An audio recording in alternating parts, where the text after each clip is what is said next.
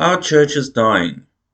From 1971 to 2021, the percentage of Australians that identify as Christian has halved from 86.2% to 43.9%.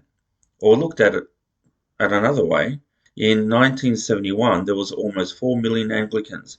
In 2021, that number had dropped to 2.5 million, despite the overall population doubling. Those that do remain in church are much older than the general population, which all goes to suggest that the mainline churches are one generation from extinction, unless something changes. The Bible isn't being made compelling, which is indicated by 24% of youth leaving the church, considering faith as irrelevant to their interests or careers. The church is failing to show that following the teachings of the Bible leads to order, the order that comes from an objective morality that the Bible teaches. This order is the foundation that the rest of their lives can be built on. It inspires us to follow in Christ's footsteps, to try to be Christ for the people around us.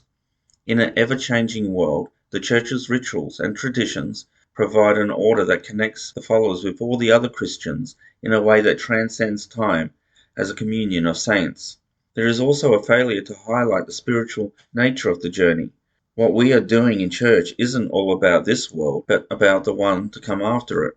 The whole service is about our approaching the kingdom of heaven to send us out into the world to live a just life, to bring as many people as we can along on this journey. People aren't being shown how to reconcile science with religion, so that they are left confused by what is taught in the wider world and what is being taught in church. One of the reasons youth are leaving the church is churches are out of step with the scientific world we live in. Christianity is seen as anti-science, and the youth are being turned off by the creation versus evolution debate. The church needs to address this problem, but without leaving the Bible open to interpretation. A way needs to be found in how to read Genesis without it coming into conflict with science. If I allow the Bible to be interpreted, then it can be changed and manipulated to reflect my thoughts, justify my sins, and not the will of God. It is futile trying to change the church to meet the expectation of unbelievers in the hope that they will be drawn to a now more relevant church. The more the church becomes worldly, the less it is biblical and the less authentic it becomes. An inauthentic church is now less desirable, not more, for a person seeking spiritual help, so the numbers continue to decline. Some of the things the church is doing to arrest the decline: focus on youth, messy church, alpha, hundreds of millions spent, but the result at the end of all of this is still church decline. Churches are feeding the poor but not saving souls. What is really happening is the established churches are transferring wealth to the secular world, with no conversions or added respect to show for it. There is little notion of return on investment. Churches are flailing around hoping to hit on a gimmick that will save them. We now live in a secular society. Christendom is dead. Social justice and the planet are not our responsibility. Maybe it once was, but now government has grown to such a size that their tithe, at over 50% of our income, is so large that they have taken on the burden that was once the churches. This is both annoying, government, stop taking so much of my money, but also an opportunity to shed these burdens and really focus our efforts into growing the church and restoring Christendom. The church has tried to foster youth through the creation of youth groups that create age-specific activities while the adults are in the traditional service. This only separates the child from their family, so that the result is that they don't see the seriousness given to religion by their parents, and they in turn learn not to take faith seriously themselves. If faith is caught and not taught, which a Swiss study had showed, the likelihood of children continuing in faith is dependent most on whether their father is involved in church.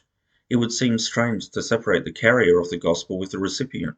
Just the fact that Christianity is waning, especially among the youth, is indication that at least we should be questioning whether the expense and effort placed in youth ministry is worth it, and whether it is doing more harm than good. Whether it is praise music or inclusive, progressive interpretations of the Bible, and a narrow focusing on God as love to the exclusion of all other aspects of God, a feel-good religion is created, where the believers will drop away as soon as it no longer feels good. People are leaving the church because They have never been given a deep understanding of the faith. Church is seen as a form of entertainment or self-help class that if it doesn't meet their immediate needs, they abandon the church. Only some types of churches are dying. Those churches that are progressive are dying, but those that are orthodox are maintaining their numbers. Strictly holding to the Bible is what saves a church. The 100 largest churches in America are all LGBT non-affirming. If we want to resist the collapse, we just need to hold the faith more closely. Generally speaking, men are rule-based while women prioritize relationships, but children follow their fathers into the faith, and not their mothers. Favoring relationships over rules, expressed as a literal interpretation, will lead to the collapse of the church. First, men leave because without the literal interpretation, the faith looks hypocritical. With dad no longer going to church, the children stop taking church seriously and abandon it as soon as mum loses her grip on them. Jesus didn't say, "Upon this sand I will build my church," but upon rock, unyielding rock, that doesn't try to fit in with the culture. Churches need to be full-fat, biblically orthodox, and stand apart from the world. They need to advertise that they are here and what we have to offer. They need to educate their new parishioners, not just in the Bible, but in the workings of the church. They need to provide a pathway so they don't either fossilize in the back of the pews or drift away because they are never called to progress. Parishioners need to be asked to go deeper in their faith, provided with the means to do so, encouraged to seek an adventure in Christ.